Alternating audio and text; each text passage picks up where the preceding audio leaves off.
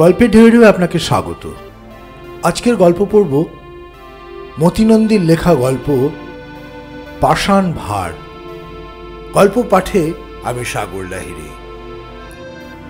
শ্রোতা বন্ধুদের কাছে আমার একটি বিনীত অনুরোধ, যারা আমার গল্পটি শুনছেন তারা পারলে চ্যানেলটি সাবস্ক্রাইব করে নিন আর বেল আইকন টিপে নিয়মিত নোটিফিকেশন পান। গল্পটি ভালো লাগলে শেয়ার করুন, লাইক করুন। নমস্কার।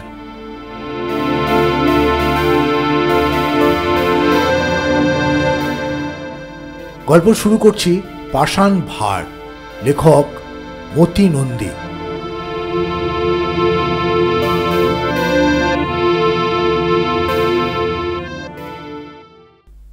ধর্মতলার মোড়ের স্টপটা তুলে দেওয়ায় অনিলের মতো অনেকেই এখন চলন্ত ট্রাম থেকে লাফিয়ে নামে। লাল আলো থাকলে অবশ্য ট্রামকে দাঁড়াতেই হয়, তখন লাফানোর দরকার হয় না। বহুদিনই অনিল ভেবেছে দরকার কি এইভাবে নামার মোড়টা পার হলেই তো টার্মিনাস। 50-60 মিটার পথ বাঁচাবার জন্য নিজেকে মৃত্যু সম্ভাবনার সম্মুখীন করা কেন? 2-4 দিন সে নামলো ধর্মতলার টার্মিনাসের ট্রাম থামার পর, কিন্তু অন্যান্যদের টপাটপ নামা দেখে আর নিজেকে সামলাতে পারে না। শুধু মনে হয় আবার এতটা পথ হেঁটে ফিরব। 50-60 মিটার অর্থাৎ 1 মিনিট দেরি করার ধৈর্য অনিলের নেই। সেদিন ট্রামটা ধর্মতলার মোড়ের কাছাকাছি, কিন্তু সবুজ আলো জ্বলছে। একটা লোক নামার অপেক্ষায়। লোকটাকে মাসে অন্তত 12-13 দিন অনিল ট্রামে দেখে। কাছাকাছি কোথাও চাকরি করে, হয়তো ইলেকট্রিক বা ইনকাম ট্যাক্স বা LIC অফিসে বা কোনো দোকান টোকানে। তার পাশে আর একটা লোক, হাতে জীর্ণ একটা ফোলিও, ট্রাউজার্সটা ঢলঢলে, গায়ে ঘেমো গন্ধ, নামার মধ্যে ইতিউতি পথের দুধারে তাকাচ্ছে। বোঝা যায় ভরসা পাচ্ছে না। অনিল বিরক্ত স্বরে বলল, নামবেন যদি নামুন, নয়তো সরে দাঁড়ান। হ্যাঁ, নামি। লোকটি ব্যস্ত হয়ে নামা মাত্র পিছলে তালগোল পাকিয়ে গেল। পিছনেই একটা ডবল ডেকার বাস আসছে। ঘাড় ফিরিয়ে অনিল দেখল বাসের একটা চাকা লোকটার পিঠের ওপর উঠছে। কি কথাই বললেন দাদা? অনিল চমকে দেখল তার সামনের লোকটি, যার সঙ্গে মাসে অন্তত 12-13 দিন ট্রামে দেখা হয়। কথাটা বলল। অনিল তৎক্ষণাৎ টুক করে চলন্ত ট্রাম থেকে নেমে ধর্মতলার ভিড়ে মিশে গেল। সারা দিন অনিল কাজে মন বসাতে পারল না। লোকটি তার কথাতেই নেমে বাসে চাপা পড়ল। হয়তো মরে গেছে। বাসের চাকায় কতটা ওজন থাকতে পারে তাই নিয়ে সহকর্মীদের সঙ্গে বহুক্ষণ আলোচনা করল। বাসের নিজস্ব ওজন এবং অন্তত 100 যাত্রীর ওজন মোটামুটি হিসেব করে একজন জানালেন কম করে 250 মণ। অনিল নিশ্চিত হয়ে গেল লোকটি আর বেঁচে নেই। এই মৃত্যুর জন্য পরোক্ষভাবে সেই দায় তার কেউ না জানলেও অনিল ভাবতে ভাবতে থমকে গেল। আর সেই লোকটি জেনে গেছে। শুধুই কি জানা, অভিযোগ পর্যন্ত করেছে। কি কথাই বললেন দাদা। সুতরাং দুটি চিন্তায় অনিল কাতর হয়ে পড়ল। একটা মৃত্যু সে ঘটিয়েছে, অতএব সে অপরাধী। মুশকিলের কথা, ব্যাপারটা সে মন থেকে মুছে ফেলতে পারছে না। যতই ভাবে ততই নিজেকে খুনি বলে মনে হচ্ছে। অন্যটি তার এই অপরাধের একজন সাক্ষী রয়ে গেছে। হয়তো লোকটির সঙ্গে আর জীবনে সাক্ষাৎই হবে না, কারণ অনিল ইতিমধ্যে ঠিক করে ফেলেছে ধর্মতলা স্ট্রিটের কোনো ট্রামেই আর সে জীবনে উঠবে না।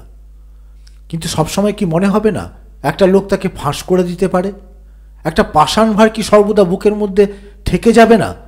এই দুটো চিন্তা এমনই জাঁকিয়ে বসল যে সে ভেবে দেখল একমাত্র আত্মহত্যা ছাড়া রেহাইয়ের কোনো পথ নেই, আর কোনো অপরাধ কবুল করে শাস্তি নেওয়া।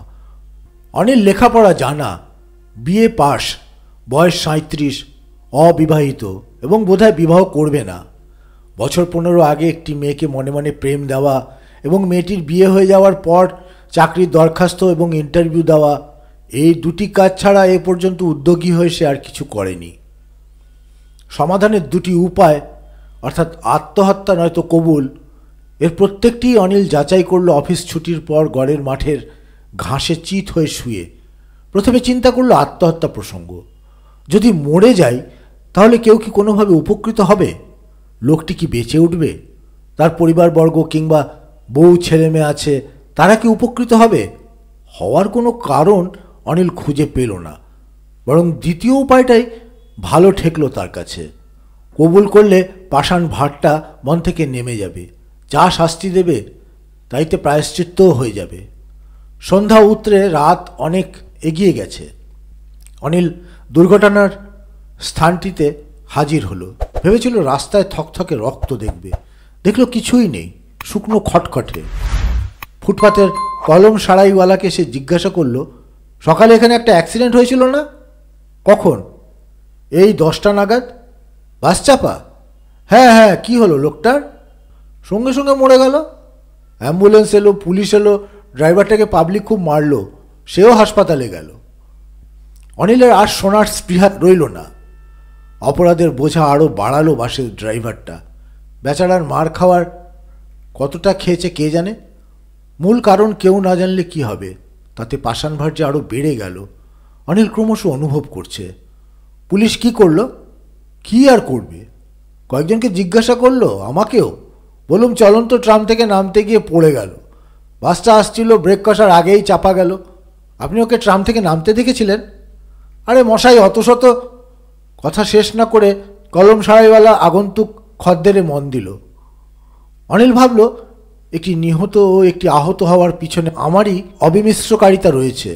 এর জন্য শাস্তি না নিলে সারা জীবনই দগ্ধে মরতে হবে। হয়তো কবুল করলে সকাল 10টার আগে মনের যে ওজন ছিল তা ফিরে পাওয়া যাবে। সুতরাং এখনই থানায় যাওয়া দরকার।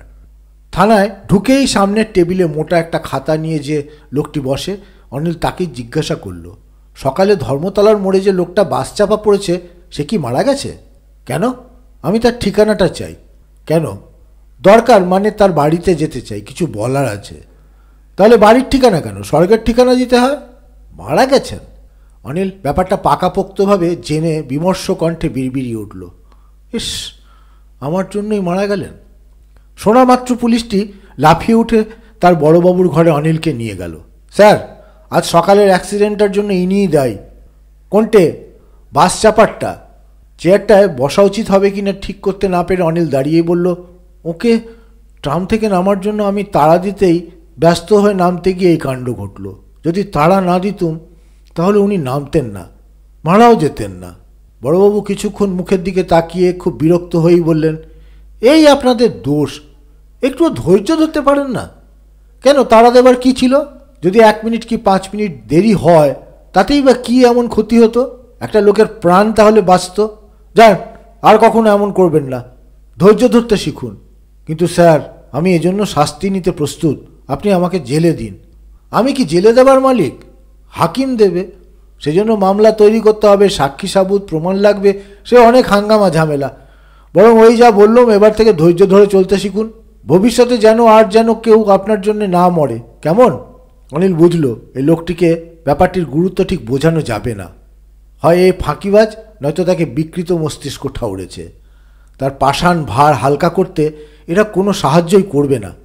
অনিল ভেবে দেখল, বরং মৃত লোকটির বাড়িতে গিয়ে তার ছেলে, বউ বা নিকটস্থ আত্মীয়দের কাছে কবুল করাই ভালো।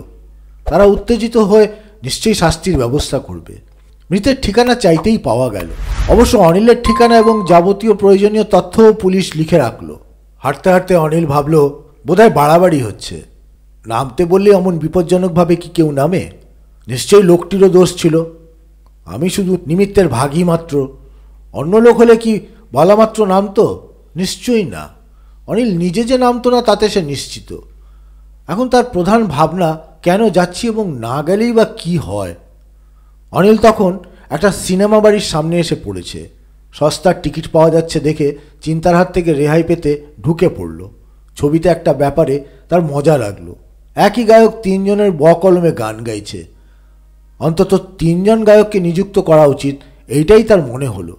ছবি দেখে বেরিয়ে মিনিট 10 হাঁটার পর তার মনে হলো মৃত লোকটির বাড়ির কাছাকাছি এসে পড়েছে। পাষাণ ভাটটা খুব বেশি আর ঠেকছে না, বোধহয় ছবি দেখার ফলেই নেমে গেছে। ভাবলো, তবু এত কাছে যখন এসে গেছি, বাড়িটার সামনে দিয়ে একবার ঘুরে যাই। আবার ভাবলো, না গেলেই বা কি হয়। এ ধরনের টানাপোড়েন মিনিট 2 তার মধ্যে চলল। শেষে ঠিক করলো ব্যাপারটা আজকেই চুকিয়ে দেওয়া ভালো। পরে ঘটনাটা মনে পড়বেই, তখন দগ্ধে মরতে হবে। বরং কৃতকর্মের ফলাফলটা চাক্ষুষ দেখে রাখলে দগ্ধানির মাত্রা ঠিক থাকবে। হয়তো লোকটির এমন কেউ নেই যে বিপন্ন হয়ে পড়বে। হয়তো ভীষণ একটা পাজি লোক, যার মৃত্যুতে অন্য উপকৃত হলো। এসব তথ্য জানা থাকলে অনুতাপ নাও হতে পারে। এই ধরনের যুক্তির বশবর্তী হয়ে অনিল মৃত লোকটির বাড়ির সামনে উপস্থিত হলো।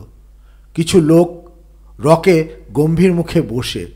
অনিল তাদের কাছে গিয়ে বলল, এখনো আসেনি? না, মর্গ থেকে ছাড়তে দেরি করছে, একজন বলল। আর একজন বলল, দেরি তো হবেই, আর আধ ঘন্টার মধ্যেই মনে হয় এসে পড়বে। ভিতর থেকে ক্ষীণ কান্নার আওয়াজ আসছে। কণ্ঠস্বর যথোচিত বিষণ্ণ ও বিস্মিত করে অনিল বলল, ইস, জলজন্ত মানুষটা। আজ সকালেও দেখা হলো। অফিসে যাওয়ার পথে ব্যাপারটা ঘটার প্রায় 5 মিনিট আগেই। নিয়তি আর কাকে বলে? কাল রাতেই আমায় বলল, দাদা গোটা 50 টাকা ধার দাও। বললাম আজ হাতে নেই, কাল নিও। প্রায় নেয়, ঠিক শোধ দেয়। বড় সৎ লোক ছিল, প্রায় 20 বছর ধরে দেখছি তো। 8টা ছেলেমেয়ের সংসার, কুলোই তো আর না। আজ সেই টাকাটাই দিলুম ওর সৎকারের জন্য। কেউ মাথা হেট করলো, কেউ চুকচুক শব্দ। অনিলের মনে হলো এরা পাড়ার লোক, তবু কিন্তু বুদ্ধি ছিল। ইন্স্যুরের প্রিমিয়ামটা ঠিক দিত। বলতো যদি মরে যায় ছেলেমেয়েগুলো তো তবু কিছু টাকা পাবে। টোটো করে ব্যাগ হাতে ঘুরি, কখন রাস্তায় মরবো তার ঠিক কি। আর দেখো, সেই রাস্তাতেই মরল। একজন ফিসফিস করে বলল, ইদানিং তো সংসার আর চলছে না। ইন্স্যুরের টাকাটা পেলে তবু কিছু কাল চলে যাবে। বউটাও বেঁচে গেল। বাচ্চা হয়ে হয়ে শরীরে তো আর কিছুই নেই। সবাই দীর্ঘশ্বাস ফেলার জন্য ঘাড় নামিয়েছে। অনিল সেই ফাঁকে হনহনিয়ে স্থান ত্যাগ করল। পরদিন সে অফিস যেতেই ট্রামেই উঠল। ধর্মতলার মোড়ের কাছে ট্রামটা আসতেই দরজায় এসে দাঁড়ালো। এক ছোকরা নামবার জন্য ঠেলে ঠুলে এগোচ্ছে। বিরক্ত হয়ে অনিলকে বলল, হয় নামুন, না হয় পথ দিন। এখানে পথ জুড়ে রয়েছেন কেন? অনিল একটুও নড়ল না। ছোকরা রেগে উঠল, আরে মশাই নামুন না। ছোকরা অনিলকে বেশ জোরেই ঠেলা দিল। তাতে অনিল রেগে বলল, কেন, এটা কি ট্রাম স্টপ? নামি আর গাড়ি চাপা যায়। ছোকরা তখন অনিলের পা মারিয়ে নামতে গেল। ধাক্কা দিল অনিল। এতে ছোকরাটি ঘুষি মারল অনিলকে। ট্রাম ততক্ষণে ধর্মতলার মোড় পার হয়ে স্টপে দাঁড়িয়েছে। ভিড় জমে গেল। দোষটা কার, এই নিয়ে তর্ক শুরু হলো। কালকেই এখানে একজন ট্রাম থেকে নামতে গিয়ে বাস চাপা পড়ে মরেছে। আমি যে ওকে নামতে দিইনি, সেটা কি খুব অন্যায় করেছি? অনিল গলা চড়িয়ে বলল, আমি যদি চাপা যাই তো তোমার কি? ছোকরাও গলা চড়ালো, আপনি মরলে আমি কি দায়ী হতাম না? কেন হবেন? আপনার মৃত্যু হতে পারে জেনেও বাধা দিইনি বলে। জনতা অনিলকে তারিফ করে নিশ্চয়ই নিশ্চয়ই বলে সমর্থন করতে ছোকরা থতমত হলো। তা কেন, আপনি কেন দায়ী হবেন? এই বলতে বলতে হাঁটা শুরু করছিল। অনিল হাত চেপে ধরল। জবাব দিন, আপনার যদি 5টি ছেলে মেয়ে থাকে, আপনার রোজগারের ওপরই যদি ভরসা করে থাকে সংসার, তাহলে আমি কি অপরাধী হতাম না? ছোকরা অধৈর্য হয়ে বলল, না হতেন না, কারণ আমার বিয়েই হয়নি। কেউ আমার রোজগারের ভরসায়ও নেই। তাছাড়া ওরকমভাবে কোনো লোক বলামাত্র ট্রাম থেকে নামতে পারে না, যদি না আত্মহত্যার মতলব থাকে। জনতার সায় দিয়ে মাথা নেড়ে যে যার কাজে চলে গেল। তখন অনিল অফিস যেতে যেতে বোধ করল পাষাণ ভাটটা একদমই নেই। তার মনে হলো এজন্য ছোকরাটিকে কৃতজ্ঞতা জানানো উচিত। তবে এটাও ঠিক, আমি বললে ছোকরা সেটা আত্মহত্যা বলে নিশ্চয়ই চালাবে। তাহলে সেটা খুবই অন্যায় হবে।